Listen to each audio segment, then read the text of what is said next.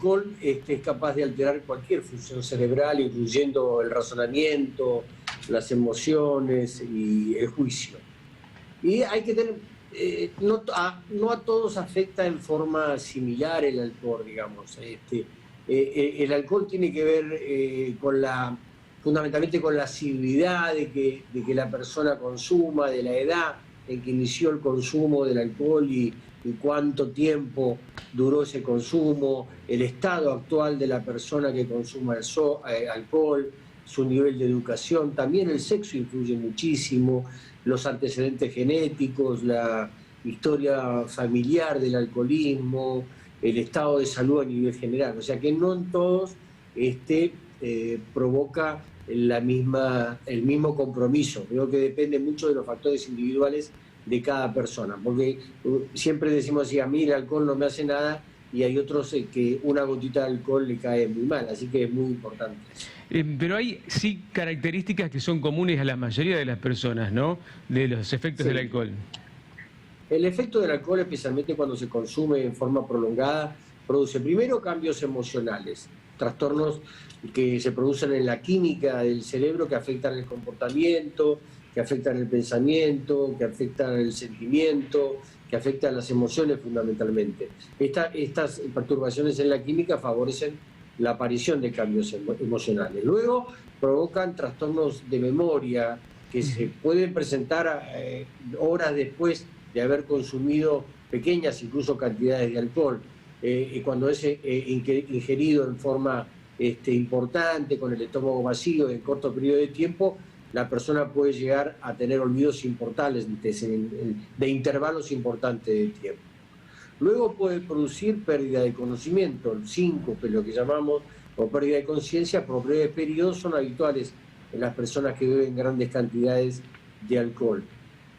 Los cambios emotivos, los cambios en la personalidad, como la impulsividad, es decir, es porque el alcohol interfiere en las conexiones que se producen dentro del cerebro a nivel de la corteza cerebral, y esta zona, en la zona prefrontal específicamente, que es la zona que provoca inhibición de los sentimientos, provoca inhibición de la conducta, inhibe cierto tipo de conducta. Estos pacientes están desinhibidos, entonces se encuentran impulsivos y pueden traer trastornos en la organización de su comportamiento, que también dependen, por supuesto, como dije antes, de la predisposición o el carácter de la persona. Digamos, estos serían los síntomas más importantes desde el punto de vista agudo, lo que provoca en el momento o posterior a la ingesta del alcohol. Pero también existen efectos a largo plazo, porque se alteran unas neurotransmisores importantes como es la serotonina, entonces altera los niveles de serotonina que tienden a disminuir, y provoca la aparición de trastornos emocionales, especialmente los trastornos de depresión. En los adolescentes limita el desarrollo cerebral sin ninguna duda. Durante la adolescencia se limita el aprendizaje y es difícil mantener una atención prolongada, dividida, estable.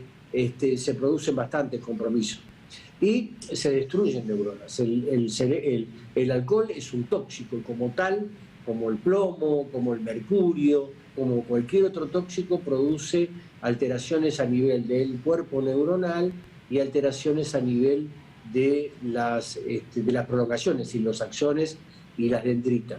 Sí. Puede provocar también alucinaciones, lo que nosotros llamamos estado psicótico, con alucinaciones, paranoias, incluso ilusiones y distorsión de la realidad. Y por último, un síndrome muy importante, que es el síndrome de Wernicke-Korsakoff, donde hay una deficiencia en los pacientes que consumen alcohol desde hace mucho tiempo, hay una deficiencia importante de vitamina B12, y eso se traduce fundamentalmente en trastornos derivados de una encefalopatía, de un daño cerebral importante, con alteraciones de la conducta y de la memoria, y pérdida de la visión inclusive. O sea que a grandes rasgos eso sería a nivel del sistema nervioso central. Doctor, pero también el alcohol... Sí. No, recién hizo referencia a dos temas que no quería dejar pasar porque me parecen muy interesantes. Uno es que es desinhibitorio el alcohol. Ese tal vez sea uno de los atractivos para el público en general, el consumir alcohol. Uno pierde el control inhibitorio de sus actos en un momento y puede hacer cosas que no que no harías estando sobrio, ¿no? Es una consecuencia negativa, pero además es algo que la gente en general busca en el alcohol. Exacto. El lóbulo frontal es el lóbulo encargado, además de ser el gran procesador de toda la actividad motora y también lo que tiene que ver fundamentalmente con la memoria, tiene también que ver con la planificación de actividades y fundamentalmente con la inhibición de nuestra conducta, porque en más de una ocasión, cuando uno se pone irascible y quiere responder en forma agresiva, el lóbulo frontal trata de inhibir esa conducta. En estos pacientes, así como las demencias frontotemporales, por ejemplo, se produce una desinhibición, se pierde ese control inhibitorio, entonces las conductas son bastante anómalas y pueden variar en esos aspectos, ¿no? Y el otro tema que le quería señalar es, o preguntar en realidad, usted hablaba también del umbral de soportar el alcohol, del efecto del alcohol. Cuando uno más que alcohol consume o con cierta regularidad, el umbral ese de aguante, digamos, ¿se va ampliando? ¿Uno va pudiendo manejar eso, tomando más, le va haciendo menos efecto? No sé si se entiende la pregunta. Sí. Perfecto, sí. El alcohol es una droga, digamos que es la principal droga de consumo, ¿no es cierto? De consumo social, que está aceptada así como el cigarrillo, por ejemplo, son las dos principales drogas de consumo. Como cualquier otra droga, el consumo constitutivo permanente produce aumento de la resistencia. Así que para producir un mismo efecto se necesitan mayor cantidades de esa droga. El alcohol ocurre exactamente lo mismo.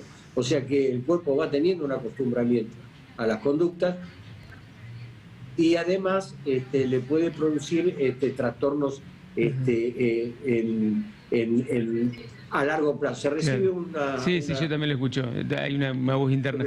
Entiendo. Y lo último que le quiero preguntar es, sus colegas, los cardiólogos, dicen que hay que tomar un vaso de vino por día. Sí. ¿Puede producir acostumbramiento? ¿Puede tener algún efecto negativo un vaso de vino por día? En realidad lo que se aconseja, que ya lo aconsejaba el gran Favaloro, es tomar medio vaso de vino tinto. Ah, era medio. Sí, medio vaso de vino tinto con la comida. Porque fundamentalmente tiene una sustancia que es el tanino, que es lo que le da el color, y el tanino es beneficioso a nivel cardíaco, produce un mejor funcionamiento del corazón. Pero medio vaso. Es decir, acá lo que tiene que ver es con la cantidad del consumo y la tolerancia que cada uno tenga a ese consumo fundamental. O sea que la predisposición genética de cada uno al consumo de alcohol es fundamental para esto. Doctor.